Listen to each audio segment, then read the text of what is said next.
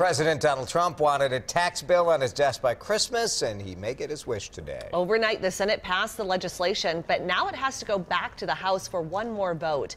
Mary McGuire is live in our newsroom this morning. Good morning, Mary. When is this bill going to be signed? Good morning to you, Kim. Well, President Trump, like Jason said, has said that he wants to sign it before the calendar turns over to 2018, so it could happen as early as today.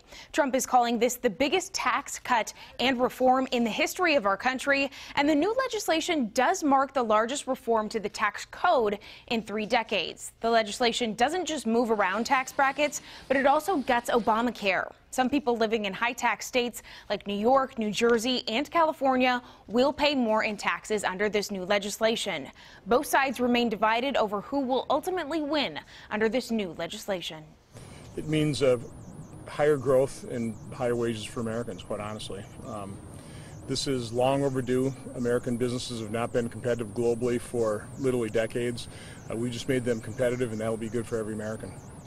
I'm very concerned about what it means for the country. This is a huge tax break to help the wealthiest individuals in the country, multinational companies, and we're going to be left with a $1.5 trillion deficit that our children and grandchildren are going to have to pay for.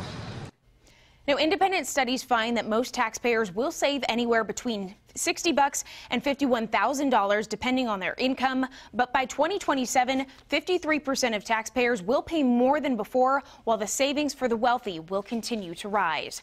Now, the president did tweet out his approval of the Senate's vote last night, saying it repeals the, quote, terrible Obamacare individual mandate. He did say if it's approved today, there will be a news conference at the White House this afternoon. It is not expected to impact your 2017 tax return, but it will impact your paycheck in the coming year, Kim. Certainly a fiery night on the Hill. A lot of protesters interrupted that vote in the Senate.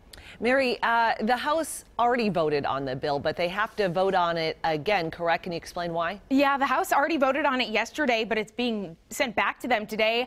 The version they voted on yesterday had some technical provisions in it that violate Senate rules, so they have to do it all over again. All right, Mary McGuire, thank you.